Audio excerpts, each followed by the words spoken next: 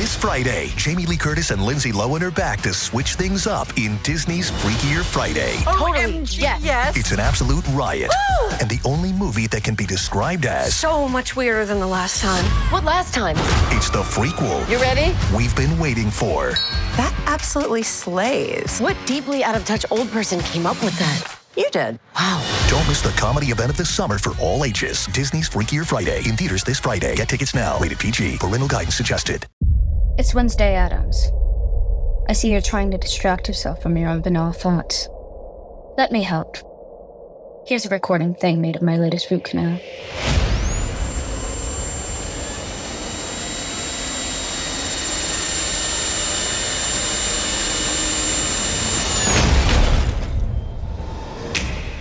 Wednesday, Season 2, begins August 6th, only on Netflix.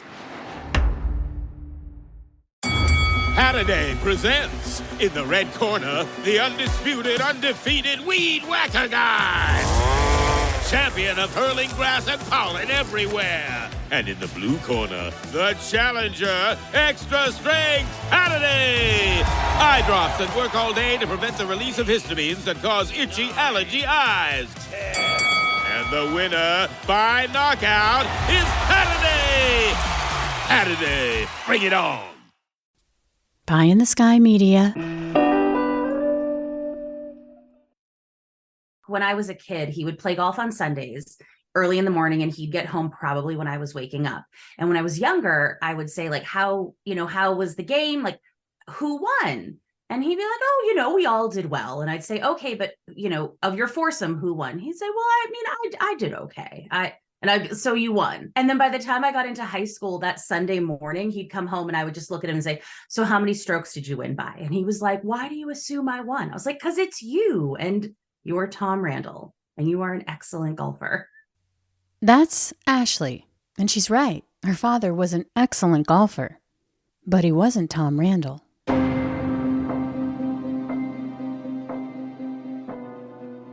Most people can't keep their mouths shut, and this guy did. Yeah, that's a great point.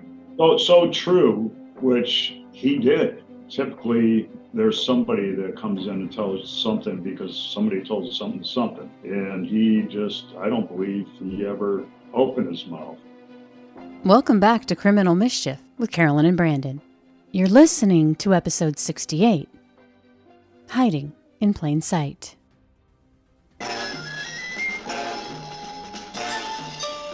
Steve McQueen and Faye Dunaway in the Thomas Crown affair.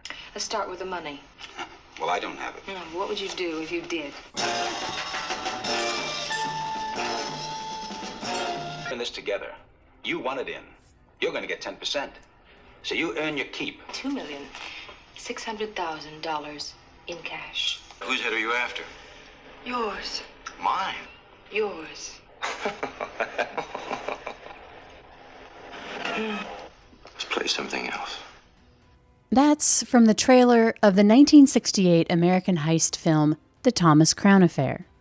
The movie is about a handsome, adventurous bank executive who pulls off a multi-million-dollar heist. He does it just to prove that he can do it. Steve McQueen plays the consummate leading man who exudes the duality of a debonair businessman while at the same time embodying a charismatic anti-hero named Thomas Crown. Theodore Conrad was just 19 years old when the movie came out, and the impressionable young man saw himself in the character. Spoken to one of his ex-girlfriends, and I told her that he played golf, and she said, oh, that makes sense. And I asked, did he play golf or did he have a lot of interest? She said, no, but it's a very dignified sport, and that sounds like the sport that Ted would play. Did he come from affluence? Were his parents wealthy? No, but they said he was just always a very charming and well-spoken, thoughtful person. I mean, even at age, I think it was 15 or 16, one of his ex-girlfriends said that when he would come over, he would always, even if it was just picking it from like the local park, bring her mom flowers. Mm-hmm. Like just a little bouquet of wildflowers that he'd clearly picked on the way over, but just wanted to show his appreciation for how good they were to him. That's Ted's daughter, Ashley. My name is Ashley Randall, and I am the daughter of Tom Randall, aka Ted Conrad. My new podcast is called Smokescreen, My Fugitive Dad. We'll hear more from Ashley later in the show. But her dad was so obsessed with the Thomas Crown Affair movie, he watched it at least 12 times. He began to emulate Steve McQueen, wearing suits, just like Thomas Crown did in the movie, drinking expensive alcohol, playing golf, and loving fast cars.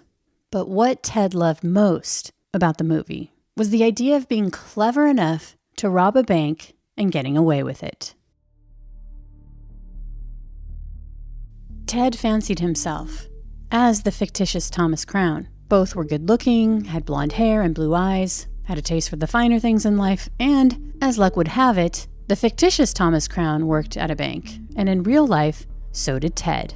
And Ted didn't just work at any bank. He worked at the Society National Bank in downtown Cleveland, one of the largest financial institutions in the city. On the morning of July 11th, 1969, Ted walked into the bank for his Friday shift as a bank teller. Just the day before, he turned 20 years old. Now, on the outside, looking in, Ted appeared like an all-American kid. Trustworthy, caring, intelligent. He'd been described as extremely popular in school, so much so that he'd been elected to the student council. After high school, he'd attended New England College, but he'd only lasted a semester before returning to Cleveland, where he attended a community college and got the job at the bank, where, pretty quickly, he became a trusted employee. His job was working in the vault, where he was given access to hundreds of thousands of dollars.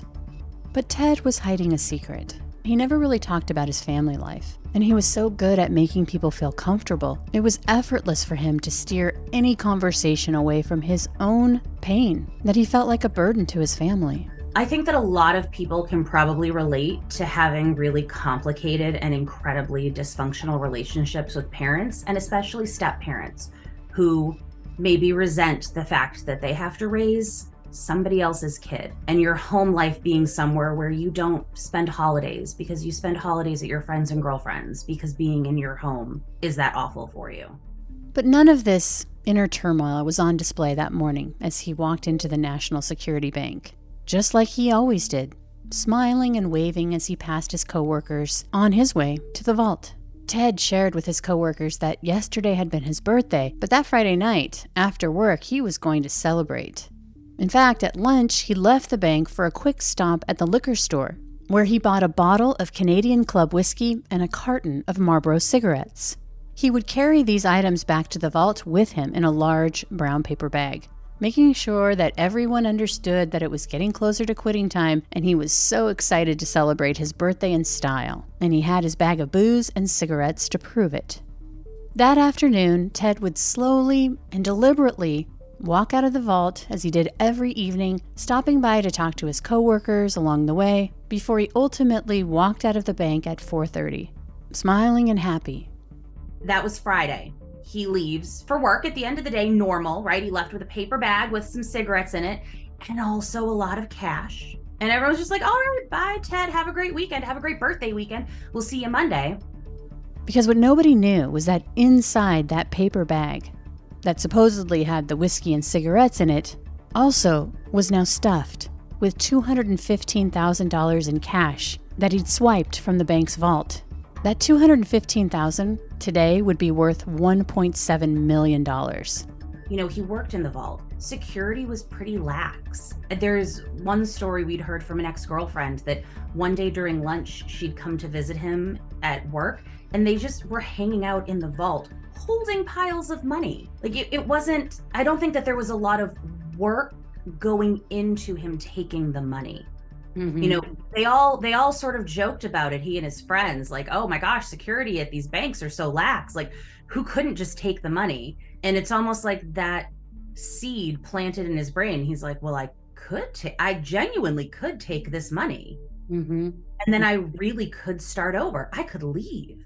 I wonder if this is actually pre the dye packs that they put in between the, Yeah, because he was just taking like money from the vault. So he didn't clear out the vault. He just took some of the money.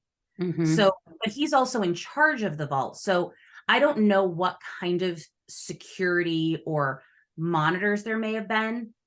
But if there was nothing on the money that he took. The money wasn't traceable.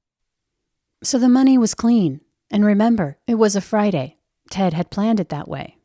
No one at the bank had a clue that Ted had stolen the money until Monday, which meant he had a 2-day head start. Monday morning, when Ted Conrad didn't show up for work, that was strange. Monday rolls around. They open the vault, they go to check things, and they realize that there's a discrepancy. And also, Ted, the vault teller, isn't at work and no one has seen him. He was the vault teller. He was in charge of the ledger. And from my understanding is that he falsified the ledger. That was Friday. So there was never any question from the authorities' perspective. Pete Elliott, U.S. Marshal, Northern Ohio. Pete was just a kid when his father, John Elliott, a deputy of the United States Marshal Service, was assigned to the case. And from the beginning of the investigation, this was personal for him. Well, where we grew up was in Lakewood, Ohio, and Ted Conrad had lived about 2 streets over where my mother and father lived. And we lived, as kids growing up. And back in those days, there used to be a local malt shop on the corner. Our father used to take us in as kids. Well, Ted Conrad worked in that shop, I found out from, my father. Ted Conrad and my father actually had the same doctor that was in Lakewood, Ohio during those days. Conrad went to Lakewood High School. That's where my family grew up. We had 2 brothers and a sister. We all went to school there in Lakewood, Ohio. Conrad used to work at a local lunch place where my grandparents used to go to and my parents used to go to. So there was a lot of tie-ins back to, my father and Ted Conrad. Where he took the money from was not far from where my father was, and so on and so on. Pete says the investigation would grow into an obsession for his father. Right at the beginning, since 1969, I think, as I've told people, my father needed an enemy, and Ted Conrad became his enemy really quickly. Why do you say it like that? Because there's so many potential enemies in the business that you're in. And this is a 19-year-old kid, right? Right. But, back in those days, you have to remember, it was 1969. $215,000 is a lot of money today. It was a lot of money back in 1969. My father made $6,700 a year that year as a deputy marshal. So to him, I think what angered him was, that this young kid was able to get away with that much money. He was looked at as a quote unquote Robin Hood to many of the kids around there. They put up signs in their yards. Some of them run, Ted, run. They were happy that he was able to get away. Well, my father wasn't. And I think what I meant by what I said a little bit ago was, sometimes what motivates you, even if you don't have an enemy, you create one. And that's what motivates you sometimes. And I think that's something that always stayed with my father, that always motivated him to want him to catch him. From the very beginning of the investigation, Pete's father was playing catch-up. It wasn't just that Ted had a 2-day head start. They'd spoken to his landlady, who described watching him leave his apartment with a suitcase at around 7:26 that Friday night, waving goodbye with a smile, before climbing into a cab, and then he was gone. Deputy John Elliott asked the bank for Ted's fingerprints and was gobsmacked when he found out that the bank didn't have them. In fact, they didn't have fingerprints on any of their employees. And because young Ted had never gotten into any trouble with the law, his fingerprints weren't in the system. Another issue that didn't help investigators spread the word about the manhunt of the 20-year-old bank robber was the Apollo 11 launch. Ignition sequence starts. 6, 5, 4, 3, 2, 1, 0. All engine running. Liftoff. We have a liftoff. It's unclear if Ted was aware of the timing, that just a few days after the robbery, on July 16, 1969, Apollo 11 blasted off from Cape Kennedy with Commander Neil Armstrong, pilot Edwin Buzz Aldrin, and pilot Michael Collins. A promise that was made by President John F. Kennedy 7 years earlier, in September of 1962, to land a man on the moon before 1970 and to bring him home safely back to Earth. The exploration of space is one of the great adventures of all time. We choose to go to the moon in this decade and do the other things, not because they are easy, but because they are hard. On July 20th, Neil Armstrong would be the first person to walk on the moon, and it's estimated that 650 million people watched him step out of Apollo 11 onto the moon's surface, and they heard his voice. Roger. And we're getting a picture on the TV. There's a great deal of contrast in it, but we can make out a fair amount of detail. Okay, Neil, we can see you coming down the ladder now. I'm going to step off the limb now. That's one small step for man, one giant leap for mankind. The historic Apollo 11 mission dominated the news, which meant that most people were looking up at the sky, not down here on Earth looking around for a kid from Ohio who'd stolen $215,000. So there weren't a lot of tips coming in. However, investigators would get their hands on a letter that Ted had sent to his girlfriend after the heist in 1969. He would admit that he left town with one suitcase, that he'd made it to Reagan National Airport in Washington, D.C., and from there flew to L.A. Then poof, he was gone. In his letter, he would say that he regretted taking the money. Yes, he was a clever young man. But even with all of his planning, it's obvious he didn't have a clear understanding of the law. It sounds like he thought that he would only have to stay on the run long enough for the statute of limitations to run down on his crime. But he was wrong. In September of 1969, in absentia, Ted would be indicted in federal court on embezzlement and falsifying bank records charges. I think he, at the end of the day, thought there was a 7-year statute of limitations. And there is, unless you're indicted. Once you're indicted, there's no statute of limitations. So he was indicted on it. That changed his game. I think he was trying to, figure out a return and all that at one point. But I think once you go down that path, it's hard to go back. Ted would not write another letter to his girlfriend. And there would be only one alleged sighting of Ted in October of 1969, 3 months after the robbery. A couple were vacationing in Hawaii enjoying a drink at a high-end bar, and they struck up a conversation with a well-dressed, charismatic young man. Later, after they returned home, they saw a news report about the Ohio bank heist, and when they saw a picture of the missing bank robber, they were shocked to realize that that young man they were talking to in the bar was Ted Conrad. The couple would call the tip in to the FBI, but the lead didn't go anywhere. Deputy John Elliott would collect a key piece of evidence in 1969 from New England College. That's where Ted went in 1967. They didn't have Ted's fingerprints, but the application had his signature on it. And in a case with very little clues, this would turn out to be a big one, which we'll get to. But at the time, that was pretty much all investigators had to go on. The signature of Ted Conrad and photos of a barely 20-year-old kid and his personality, which the U.S. Marshals summed up in a report, saying, quote, "To all appearances, Conrad was that all-American boy whose character was not questioned and seemed to be a model of responsibility during a turbulent time." According to the FBI's most wanted description on Ted, they said that he'd be most likely to be known by another name, that he reportedly makes friends easily, and spends much of his spare time playing pool, golf, or going to the movies. That's all they had. But for anybody paying attention, what they really seemed to be saying between the lines was that a 20-year-old had seemingly outsmarted the might and intelligence of the federal law enforcement of the United States. It made John angry. As a kid sitting around the dinner table and, I told, Ashley and others, my father would be like, "Hey, pass the mashed potatoes, and when am I going to catch Ted Conrad?" So it was always on his mind all the way through. Even though the case went cold, over the following years, the 20-year-old who got away with stealing a sack full of money became sort of like an urban legend.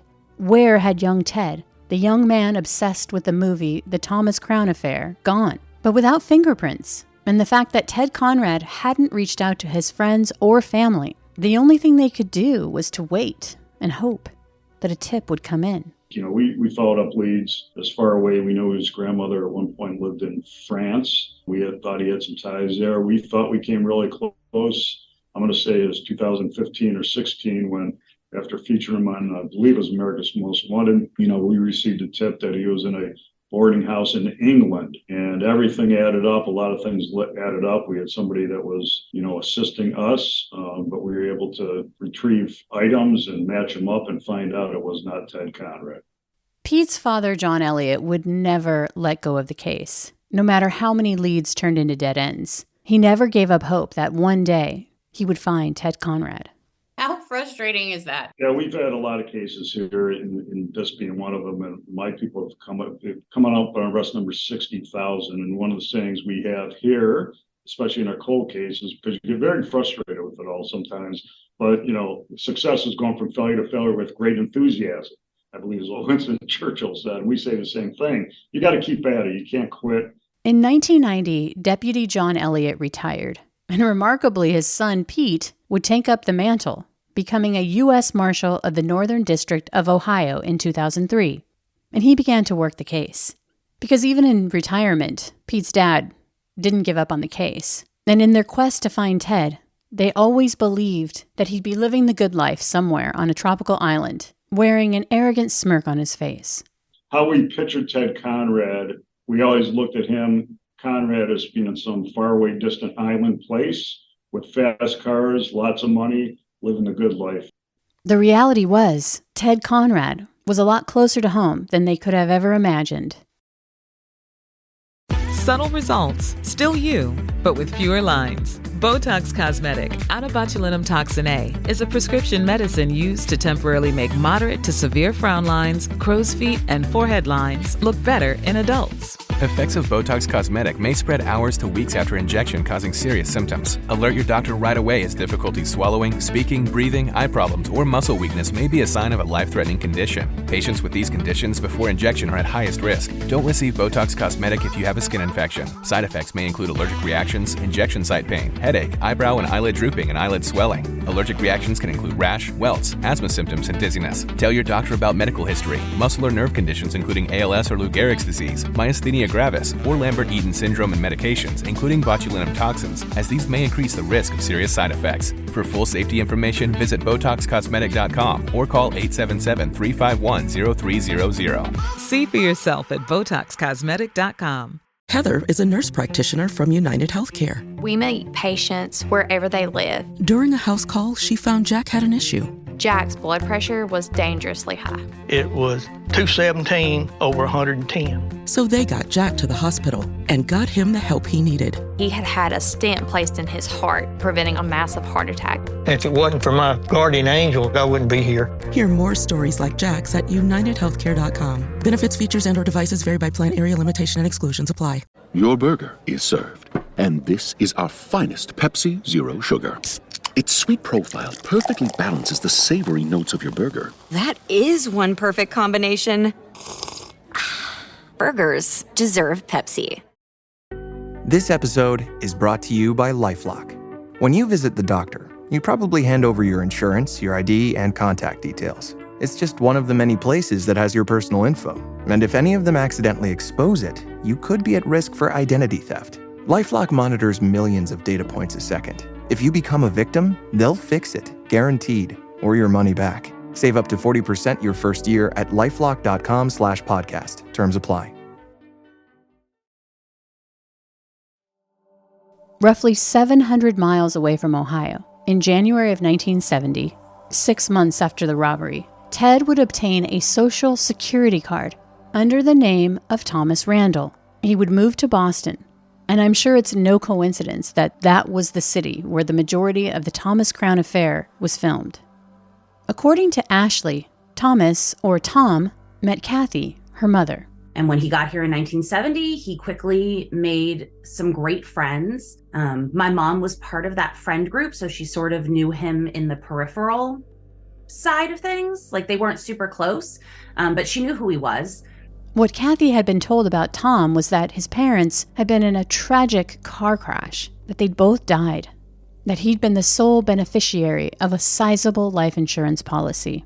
Yeah, he was 20 years old and had just landed in Boston. He lived in a really nice apartment on Beacon Street, and he wasn't working full time. And he said that the money he had was from the life insurance from his parents dying. So that's why he had money. It was his inheritance from their passing. everybody who met him at that point just saw him as, this kind of scared kid who is obviously dealing with something. But no one's going to push. When you say that your parents die in a car crash, no one's going to say, you know what, let's talk about that more. Do you have their obituaries? Give me details. You just say, I'm so sorry, and you move along. Right. I mean, it's the perfect cover, exactly because of all the reasons that you said, and the money. It makes sense, right? That's a very believable story. Tom would spend the next decade doing what he loved, playing golf. So he spent time hanging out with his friends. I think he also worked a little bit part-time. A couple of his buddies, their parents had businesses, so he would help out part-time. Essentially like his friends' families' businesses, something to do. And then my dad's only hobby for the whole time I knew him and the whole time my mom knew him was golf. So he loved to golf, and he was a scratch golfer. So he was essentially the best golfer anybody had ever met. And he worked as a golf pro up here in Massachusetts, and he also worked half the year down in Florida when he and my mom were dating. And then that was his hobby forever. And it wasn't just a hobby for him. He loved the sport, and he was really good. So he worked at a couple different country clubs, and he essentially ran the golf program. So he, I think, gave lessons, but he was also in charge of everything, like the clubhouse and making sure tournaments were going well. And then he also played what I think they called at the time the mini tours down in Florida, because this is the 70s. So it's sort of pre-golf being as well known as it is now. I think everybody can name one or two famous golfers now. But at the time, it was sort of like the Masters, and that was it. So he played the mini tours in Florida. So Tom had met Kathy when he first came to town in 1970. But in the late 70s, they reconnected. Tom never discussed with Kathy exactly where the money went, or how much his parents had actually left him, only that it was gone. By the time he actually got together with my mom, the money was gone. He wasn't living in the penthouse anymore. He was living in a nice apartment, but in a suburb, Quincy, Massachusetts. He was working a full-time job. And it sounds like he just spent money on really nice places to live, not working. And then the last chunk of money, he always told my mom that he had a friend who had wanted to open a restaurant, and he had invested in the restaurant, and it completely went under. I don't think it ever even opened. So by the time, true? Per my dad, we don't know. We could never track where any of my dad's money went. We could never actually, other than paying rent, there's nothing to find. There was no money sent to anyone who knew him as Ted Conrad. There was never anything purchased in my dad's name, no boats or second homes. It just seems like he spent it. Yeah, the only thing any of his friends at that time talk about is his gorgeous apartment. It was a penthouse and it overlooked the river. But he didn't have fancy cars, and they said he dressed nicely, but he wasn't head to toe designer clothes. Mm-hmm. So it just seemed like he lived a nice life. Tom and Kathy packed up and moved to Florida. After my parents got married, they were living in Florida. They were both working full-time jobs. And then my dad was also still competitively playing golf a bit. And the next step for him really would have been turning pro, doing the tours across the country. And instead, he told my mom, I don't think I want to live in Florida anymore. I think I want to move home to your family, and I think we should have a kid, which was sort of never the plan for them. I'm glad that they changed their minds. But I think about the sacrifices that my dad had to make, because at that point, it was a decade after the crime, maybe a little less than. And you imagine if he had been touring the country, playing in decently well-known tours, that there would be coverage, even if it was local in the places that he was playing. And his face would have been all over the television.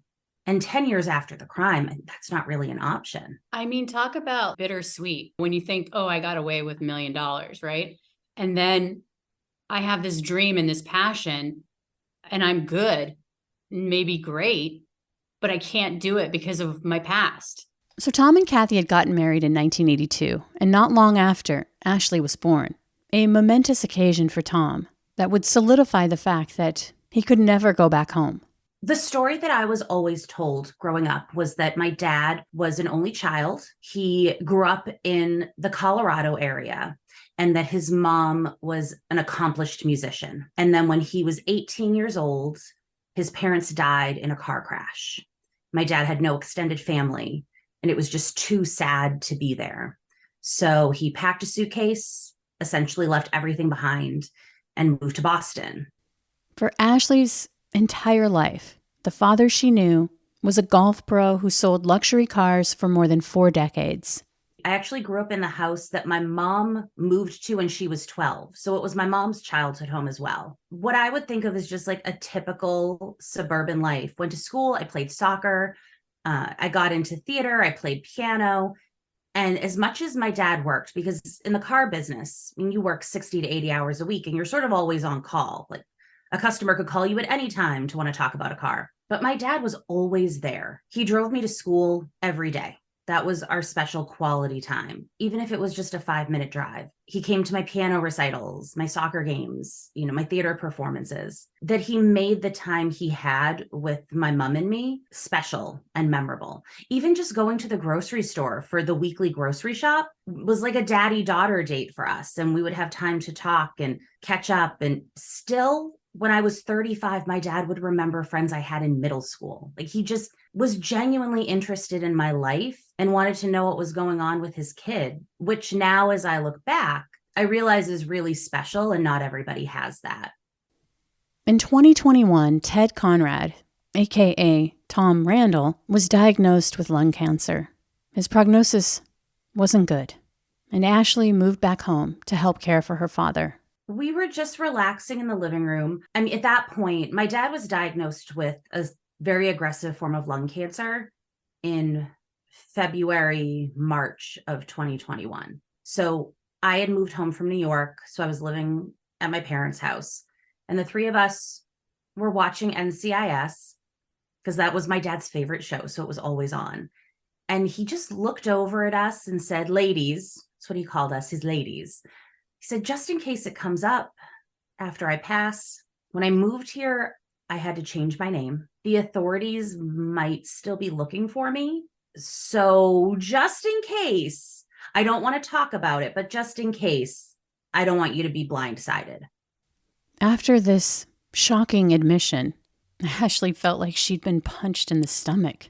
It was incomprehensible, because up until that point, the father that she'd only ever known as loving and law-abiding in an instant had become a wanted man. And then just went right back to the television show. And for a split second, I thought, this is such a bad dad joke. Like, what a weird choice, right? Like, because my dad was always making just like terrible but amazing dad jokes. And then very quickly, I realized he wasn't joking. And I remember my mom and I just looking at each other like, what? But he didn't want to talk about it. So, we just left it. It's almost like so many things are happening already, right? Like we're all in this living room and dad's laying on the couch because he's had a chemo treatment that nearly killed him. Like the chemo the cancer was bad enough, but that first chemo treatment, I've never seen my dad so sick. And you almost need to take a beat to think, I don't even know if I can process this right now. I may need a moment because what do you even say to that other than what? I think that makes complete sense, knowing that your father is right before you dying, essentially, what you're watching. And then he says this like off the wall comment. And it's like your head is already spinning on a million different things. So I think that absolutely makes sense that you wouldn't, just feel the need to bombard him with like, what? Like, what do you mean? And also, I need to process my own brain for a moment because this is bonkers. The wheels in her mind were spinning, but as she looked over at her father, she let him be for the moment. That night, after she went to bed, she couldn't sleep, tossing, turning, thinking, analyzing, worrying. The next morning, she woke up determined to speak with her father. And he was like, I just don't want to talk about it. And I don't want you to look into it because I just don't want you to know. And I really thought that I might be able to just sit with that and have that be enough, but it was not.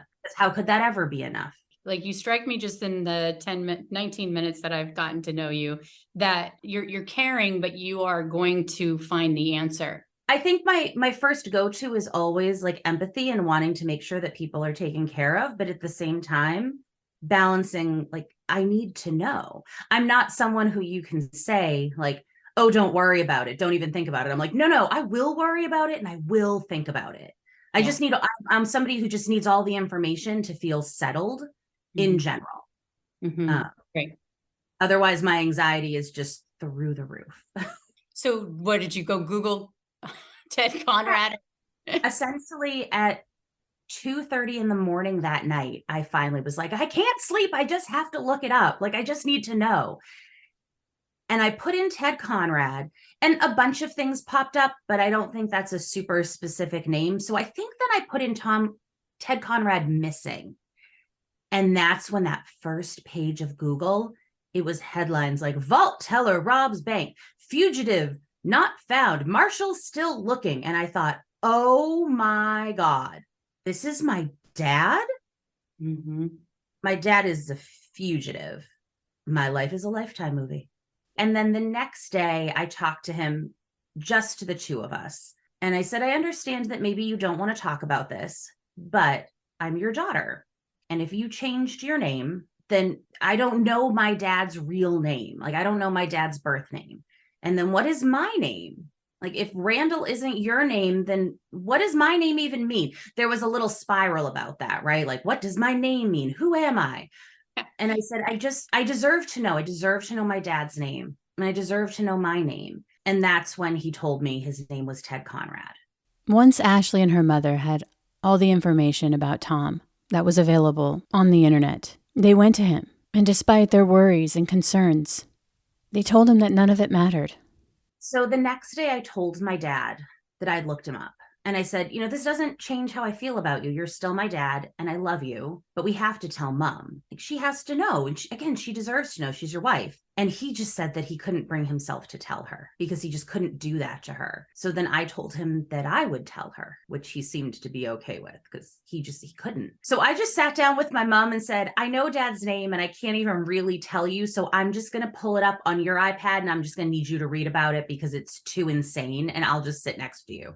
And she just kept saying, oh my God, oh my God, oh my God, over and over and over again. Like, she couldn't believe it. The look on her face. It was, I think the way I put it in the podcast is it looked like I'd smacked her in the face with a brick. And how old were your parents at this time? How old were you? So I was 35 and my parents were in their early 70s. Okay. And they'd been married all these years. 40 years. I mean, your mom I can't even imagine the gamut of emotions that she's trying to process. Her husband's dying. She finds out he's a bank robber. They've spent, 4 decades together. Like, do I even know this person? Like, what did she do? You're in the middle of these two, basically, right? Yeah. So essentially, Mom and I just went downstairs because at this point, my dad was in the living room. Stairs were really hard at that point. So he was living in the living room on his very comfortable couch. That was his spot. And we went into the living room and just said, we love you. We know what happened. And this doesn't change how we feel about you. She's like, you're still my husband and I love you and you're the best husband. Like, you're still my dad.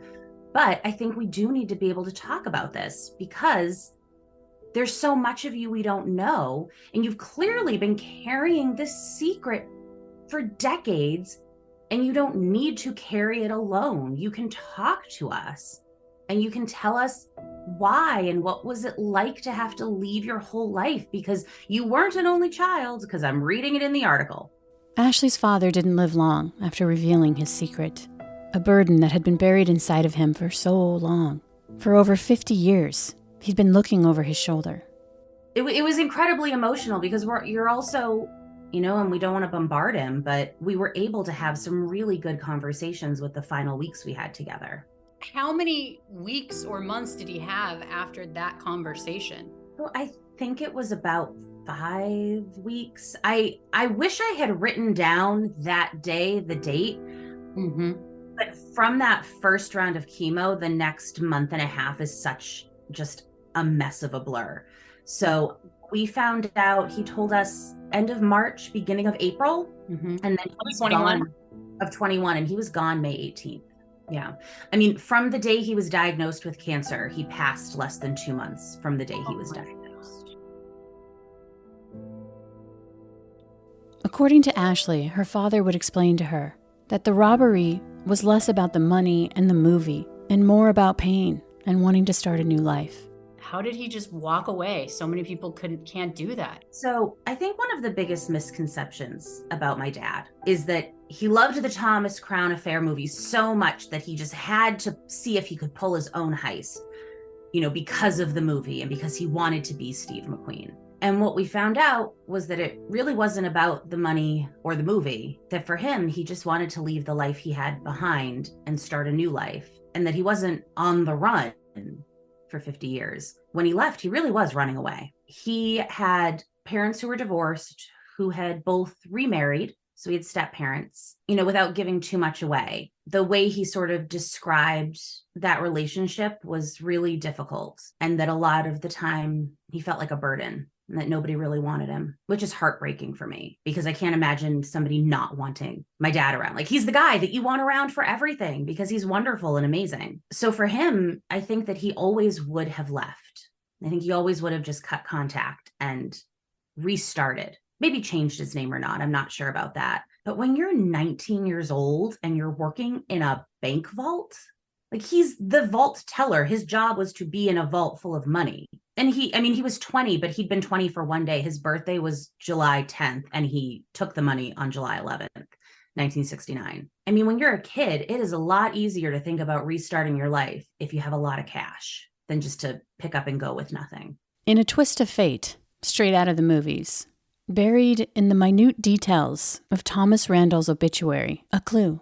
Somebody led us in that direction and said, take a look at this. And once we did take a look at that, we found similarities, and those similarities all look pretty good. But again, we've seen this song and dance before with England and different places that all added up for months and looked really good, but there's nothing that came out of it. So from there, what you start doing is digging. You start looking at who was Thomas Randall, right? And then what we found is that he filed for bankruptcy in Boston federal court. And then the next step is to get those records, all the writings you can get.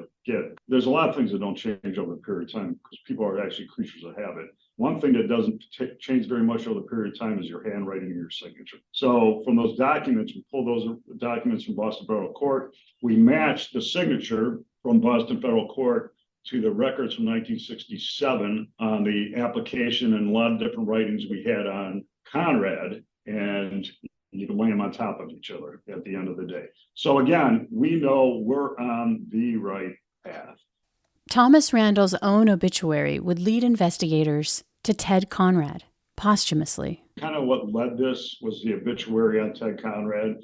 With all the cases and some of the cases we've had over the years, one common trait, people lie, they lie very close to home. It's kind of like your password on your computer. It's going to be something that's going to be similar to you, maybe not exact. And in the obituary with Conrad Randall, there were things that added up. He listed his birthday as, I believe, in the obituary of July 10th of 1947, and Conrad's real birthday was July 10th. 1949, same birthday. Something you're always going to remember, 2 years apart. Grew up in Denver, Colorado. Well, that's where Conrad grew up.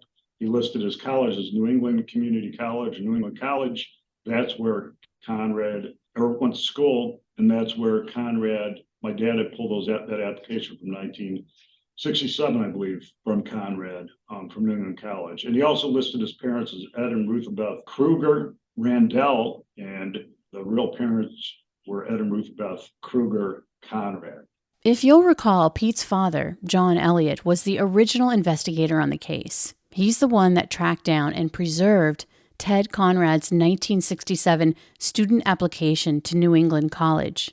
That document would prove critical to the case because it had Ted's signature on it. After 52 years, Ted's obituary, a bankruptcy, and his college paperwork would ultimately lead Pete and his colleague to a modest suburban home in Massachusetts. Well, that path is going to take us to one house in Winfield, Massachusetts, where we got to knock on that door and see what the heck's going on. And at that point, hey, we're feeling pretty good. This is looking better than it's looked in 50 plus years, but you never know until you get in there. And I can remember I went and I grabbed my cold case investigator, Eric Mydock, and I said, we're getting in the car, we're driving to Boston, and we're going to, be outside this house, see what we see, and then, make an approach on the house. And we didn't know quite what to expect. Obviously, we did our research. We're sure if anybody was going to be home or not. We noticed cars. And then I think it was around noontime, decided to knock on the door, and Kathy answered the door, the wife, and identified myself, and Eric identified himself. And, she walked and said, maybe I should get my daughter. And then I recall her coming down the stairs and saying some of the fact, well, maybe I should get an attorney. And I said, well, I'm not here for you. We're not here for you. We're here because your husband, we believe, was not who he said he was. For Ashley and her mother, Kathy, it had all started out as a regular Tuesday. Yeah, like a knock on the door on a random Tuesday out of the blue. I've never been more terrified. But thankfully, Pete Elliott, who is actually the son of John Elliott, the original U.S. Marshal on the case, Pete Elliott is just a wonderful human being. And the first thing out of his mouth was, you and your mom, you guys are not in trouble. That's not why I'm here. And he and I now have this amazing relationship. I mean, I talked to him a couple of days ago. He's the person I go to when I need advice. He's what you want all law enforcement to be. Yeah. If somebody was going to chase my dad and show up on my doorstep, I'd want it to be Pete Elliott. Over the years, Pete's father, John, had imagined that Ted Conrad had been living a life of luxury as he hunted him down, even after he retired in 1990. And up until his death in March of 2020, he'd never given up hope of apprehending Ted Conrad and bringing him to justice. Remember, the last place that Ted Conrad had allegedly been seen was in Hawaii, at a high-end establishment, laughing and chatting it up with a vacationing couple. This idea of this young man living in the lap of luxury, that this arrogant, clever young man who watched a movie and planned one of the most successful and simple heists on little more than his low-level banking position and his wits, who had the audacity to walk away with a bag full of money, essentially outsmarting the police for more than 50 years. This enmity had spurred Pete's father to make this boy ghost his enemy. The reality of Ted Conrad's life was far less prosaic. Walking in that house, sitting down there, they informed me that it was a deathbed confession, that he admitted that his true identity was Ted Conrad, that he took the money many years ago, and how, for me, feeling it was it was weird is the best way to put it, because I'm sitting there and I'm looking around and there's bill after bill after bill stacked up everywhere.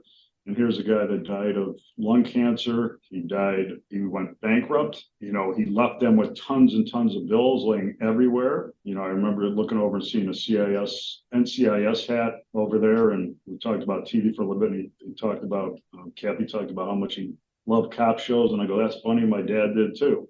and at the end of the day, it was kind of surreal, because I always picture Conrad, again, being on an island, escaping to the sunset, and living this way different life. And at the end of the day, you're in this not the biggest place in the world with bills stacked all around, and I think two good people.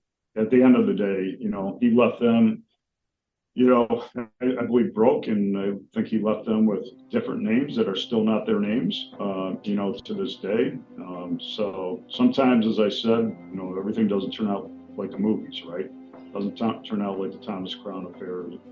This idea of who her father was is what made Ashley decide to launch a podcast about her dad and his life to set the record straight. When the news broke in the fall of 2021 and the U.S. Marshals had, closed the case, they had a press conference, my mom and I's lives sort of just blew up. I mean, reporters all over our lawn, phone calls, emails.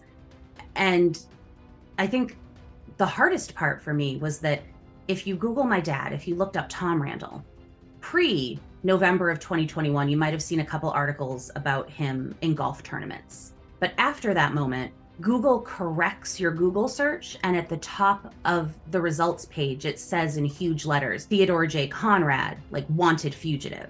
And I felt like my dad was being erased. And my dad was just so important to me, and I'm so protective of him that I couldn't let that happen. And I didn't want my dad to be forgotten because of one day in 1969. So for me, it was incredibly important to be able to not only find out who was Ted Conrad, and how does Ted Conrad, the fugitive, the bank robber, relate to my dad, Tom Randall, but also who was he? And to not let the world forget that Tom Randall was this amazing person who everybody in his life still terribly misses. Hey, before I let you go, I wanted to remind you to check out this week's bonus episode, which is available right now. In our bonus content, my co-host, Brandon Morgan, and I discuss the case in more detail. And as always, thanks for listening. From Cloud 10, Criminal Mischief is a pie-in-the-sky production recorded in the beautiful Pacific Northwest. We're produced by Brandon Morgan and myself, music by Soundstripe. I'm Carolyn Osorio, your writer and host.